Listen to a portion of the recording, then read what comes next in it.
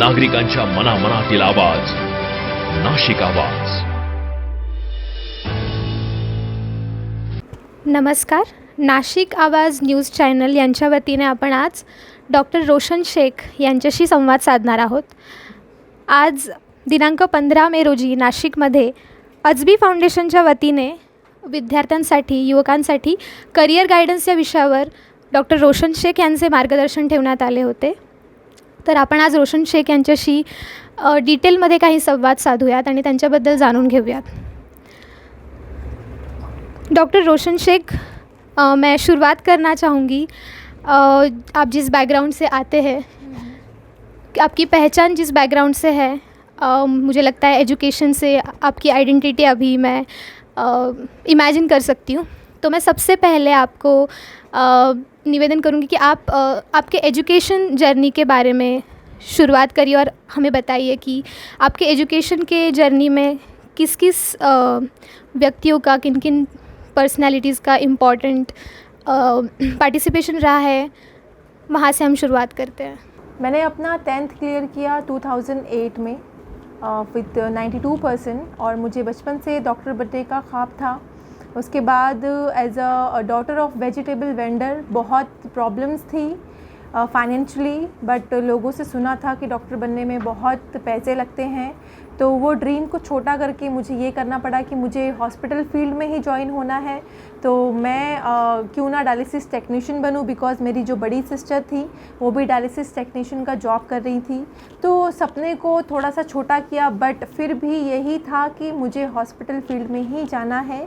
और फिर unfortunately 7 October 2008 when I was in 11th standard मेरा ट्रेन एक्सीडेंट हो गया और उस एक्सीडेंट में मैंने अपने दोनों पैर खो दिए. उसके बाद भी मेरी जो ज़िद थी कि मुझे डॉक्टर बनना है, लोगों को प्रूव करना है कि डिसेबिलिटी के बाद भी लाइफ रुकती नहीं है, डिसेबिलिटी के बाद भी जो डिसेबल पर्सन है वो सोसाइटी पर, फैमिली पर, अपने नेशन पर बोझ नहीं है. उस चीज़ को साबित करने के लिए मैंने वो जो ईयर था मेरा 11th स्टैंडर्ड, जब मैंने अपने दोनों पैर खो दिए at the age of just 16 years, तो उसके बाद मैंने अपनी एजुकेशन कंटिन्यू रखी. 11th क्लियर किया, दैन 12th क्लियर किया with distinction marks, and then CET exam भी क्लियर किया 3rd रैंक लेकर all over Maharashtra in PH quota. But यहाँ पर भी प्रॉब्लम्स रुकी नहीं. एक मेडिकल लॉ जो मेरे आड़े आया मेडिकल एडमिशन में, उन्होंने डॉक्टर्स के पैनल ने मुझे 89% डिसेबल बताया, जबकि जो मेडिकल में एडमिशन का क्राइटेरिया है, it is any one who is between 40 to 70% disable which is eligible for medical admission. I was more than 89% disable, तो मुझे फ़र्स्ट डे ही डिनाई किया गया. बट मेरा एजुकेशन जर्नी यहाँ तक नहीं रुका, जबकि मुझे मेडिकल काउंसिल ने फ़र्स्ट डे डिनाई किया, लेकिन मैंने हिम्मत नहीं हारी, अल्लाह पर यकीन रखा और मैं बॉम्बे हाई कोर्ट गई.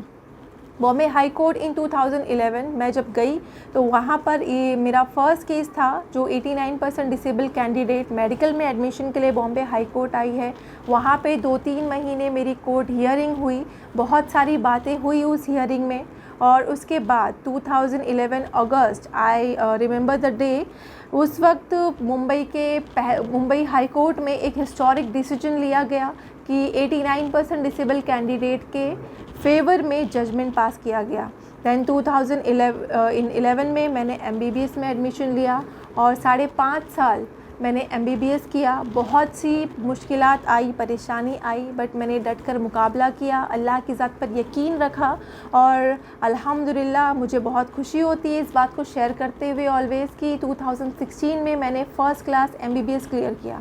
बट फिर भी MBBS क्लियर करने के बाद भी मुझे लगा कि मुझे लोगों को और प्रूव करना है कि डिसेबिलिटी के बाद भी अगर मैं MBBS कर सकती हूँ तो मैं मेडिकल की हाईएस्ट डिग्री भी अचीव कर सकती हूँ. तो उसके लिए मैंने नीट PG एंट्रेंस एग्ज़ाम दिया in 2018. But despite of clearing MBBS with first class and internship with doing internship 36 hour 24 hours, उसके बाद भी मुझे MD एडमिशन में डिनाई किया गया on the basis of my disability. Again that law has came between me and my dreams. तो फिर उसके बाद मेरे पास वक्त नहीं था बॉम्बे हाई कोर्ट जाकर मेरा पूरा ईयर ज़ाय हो जाता, तो मुझे वो एक रिस्क नहीं लेना था। तो आई वॉज़ वंडरिंग कि अब मैं क्या करूँ, किस तरह से एडमिशन लूँ एमडी में। Then I got help from God. मुझे एमपी मेंबर ऑफ पार्लियामेंट ने कॉल किया और उनके थ्रू ये जो 20 इयर्स लॉ है, medical law, 40-70% disability criteria, it has been change with in 2 days। तो ये जो बात इतनी आसानी से कहना बहुत आसान है, बट मेरी एक एप्लीकेशन सेंट्रल हेल्थ मिनिस्टर के पास गई और 2 दिन में ये 20 साल पुराना कानून चेंज होना, ये बहुत बड़ी बात है। और ये एक तारीखी फ़ैसला, एक हिस्टोरिक डिसीजन लिया गया in the history of Indian constitution. तो जब ये हिस्टोरिक डिसीजन कंप्लीट हुआ तो उसके बिना पर मुझे एमडी में एडमिशन मिला इन 2018 एंड मैं बहुत खुश हूँ और बहुत अल्लाह का शुक्र है कि अभी 4-5 मंथ्स अगो मैंने अपना एमडी का एग्ज़ाम भी क्लियर किया with first class. So this was the journey from my education. That's a really proud story doctor Shaikh. तो आज आप हमें यहाँ आपके साथ बात करने का भाग्य हमें मिला है। तो मैं पूछना चाहूँगी कि जैसे कि आपने अपनी जर्नी बताई, तो हम जानना चाहेंगे कि आपकी ये जर्नी में किन किन से आपको सपोर्ट मिला, आपकी फैमिली, आपके टीचर्स। प्लीज़ आप हमें उनके बारे में भी बताइए। मेरी इस पूरी जर्नी में there are lots of people जिन्होंने मुझे हेल्प किया है। मैं सब लोगों के नाम नहीं ले सकती, बस मैं ये एक बात कहना चाहूँगी कि अगर आपकी लाइफ में कुछ प्रॉब्लम है, चाहे वो डिसेबिलिटी को लेकर हो, चाहे वो मेंटल हेल्थ को लेकर हो, चाहे वो फाइनेंशियल हालात हों, सबसे इम्पॉर्टेंट मैंने जहाँ तक सीखा है कि सबसे इम्पॉर्टेंट सपोर्ट जो होता है वो फैमिली सपोर्ट होता है। बिकॉज़ फैमिली सपोर्ट ऐसा है, अगर आपके पेरेंट्स ने, आपके सिबलिंग्स ने सिर्फ इतना ही बोल दिया कि नहीं तू आगे बढ़, हम लोग तेरे साथ हैं, तो ये बहुत ज़्यादा इम्पॉर्टेंट जुमले जो होते हैं, ये सिर्फ वर्ड्स, ये फ्रेज़ नहीं है, ये जो अल्फाज हैं, ये जो जुमले हैं, एक इंसान को बेड रिडन से यहाँ तक लेकर आया है। जो मैं आज यहाँ पे हूँ, बहुत बड़ा सपोर्ट मेरी फैमिली का रहा है। स्पेशली मेरे जो अम्मी अब्बू हैं, उनकी बहुत दुआएं हैं मेरे साथ। आज एक्सीडेंट को आई थिंक 2008 में एक्सीडेंट हुआ था, जब मैंने अपने दोनों पैर 1 मिनट में खो दिए थे, और आज एज ए एमडी डॉक्टर मैं आपके सामने हूँ। इतने सालों में मेरी फैमिली में से कोई फैमिली मेम्बर ने मुझे कभी ये रियलाइज़ नहीं होने दिया कि मैं डिसेबल हूँ, मैं कुछ नहीं कर सकती। जबकि जिस वक्त मुझे सबसे ज़्यादा ज़रूरत थी, मैं टूट गई थी कि मैं ज़िंदगी भर माँ बाप के ऊपर बोझ बनकर रहूँगी और मैं कभी अपने पैरों पर खड़ी नहीं हो पाऊँगी। जब मुझे ये इल्म भी नहीं था कि एक प्रोस्थेटिक होता है, आर्टिफिशियल लेग होता है, उस वक्त मेरे माँ बाप ने, मेरी फैमिली ने, मेरे जीजा की फैमिली ने और मेरे डॉक्टर जिन्होंने मुझे ऑपरेट किया, डॉक्टर संजय कंथारिया, जिन्होंने अभी तक मुझे अपनी मेंटोरशिप में रखा, मेरा सब कुछ उन्होंने मुझे मेंटोर किया है।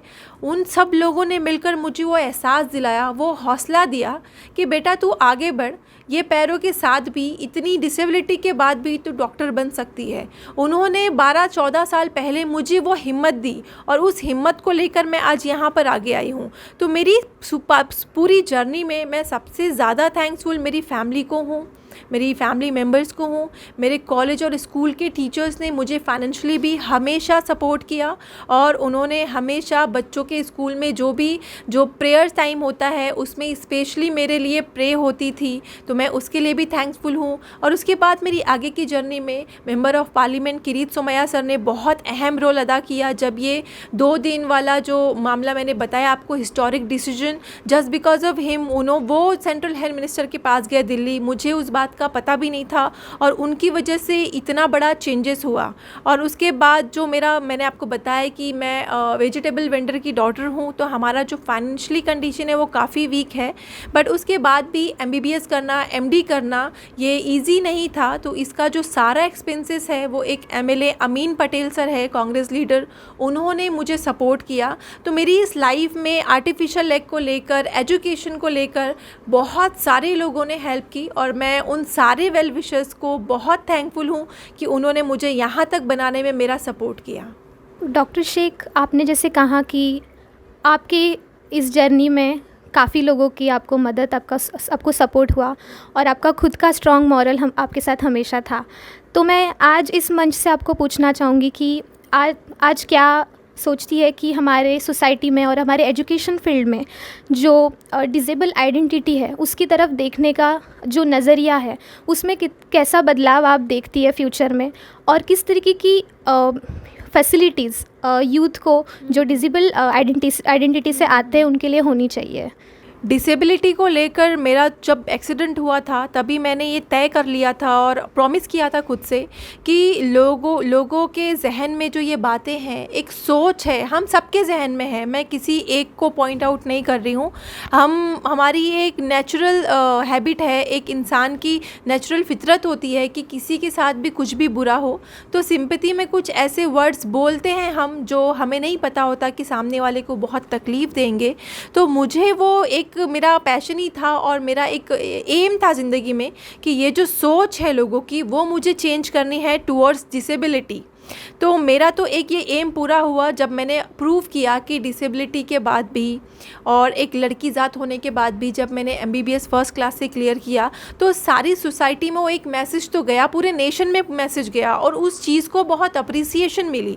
मेरी जो जर्नी थी और मेरा जो एम था और मुझे जो प्रूव करना था वो मैंने किया। बट अभी भी कुछ ऐसी चीज़ें हैं डिसेबिलिटी को रिलेटेड लेकर जो मैं चाहती हूँ कि इन फ्यूचर चेंज हो। तो उसमें सबसे बड़ी और सबसे पहली बात ये होती है कि ये जो क्राइटेरियाज़ हैं जिसकी वजह से मुझे इतना सब कुछ सफ़र करना पड़ा, बॉम्बे हाई कोर्ट जाना पड़ा, जिसकी वजह से मेरा एडमिशन लेट हुआ, देन ड्यूरिंग माय MD मुझे अगर वो सेंट्रल हेल्थ मिनिस्टर की हेल्प नहीं मिलती तो मेरा वो पूरा ईयर स्किप होता और मे बी मैं MD कंप्लीट नहीं कर पाती just because of that medical law. तो मुझे ऐसा लगता है ये जो सारे जो लॉ है उस जो लॉ बनाते हैं वो लॉ मेकर में एटलीस्ट उनको एक डिसेबल डॉक्टर को इन्वॉल्व करना चाहिए। बिकॉज जो नॉर्मल पर्सन होते हैं वो आइडिया नहीं लगा सकते कि एक डिसेबल बंदा किस चीज़ के थ्रू जा रहा है और उसके अंदर क्या एबिलिटी है। बिकॉज जब मैंने MBBS में एडमिशन लिया था एवरीबडी वॉज थिंकिंग कि मैं नहीं कर पाऊँगी, मैं MBBS कर नहीं पाऊँगी बिकॉज मेरे हाथ में 2 क्रच है, मेरे पास पैर नहीं है, मैं थक जाऊँगी, मैं ना MBBS कर पाऊँगी ना मैं पेशेंट को देख पाऊँगी। बट वो सारी चीज़ें मैंने करके दिखाई और मैंने आपको यकीन नहीं होगा 36 आवर 24 आवर्स कैजुअलिटी में मैंने बगैर खाए बगैर बैठे भी काम किया है just to prove the other. Because normal लोगों को ऐसा लगता है कि हम डिसेबल जो कैंडिडेट होते हैं हम उतना अप टू द मार्क काम नहीं कर सकते और उनके साथ प्रॉब्लम होगी। तो मुझे ये एक चेंज करना है लोगों का नज़रिया इन फ्यूचर कि अगर आप सपोर्ट करोगे, अगर आप फैमिली सपोर्ट करेगी, सोसाइटी सपोर्ट करेगी, मेरे कॉलीग्स माशाल्लाह मुझे बहुत अच्छे मिले, अगर वो लोग सपोर्ट करेंगे तो हम भी इस नेशन को, इस सोसाइटी को वो बहुत कुछ दे सकते हैं जो हम देना चाहते हैं।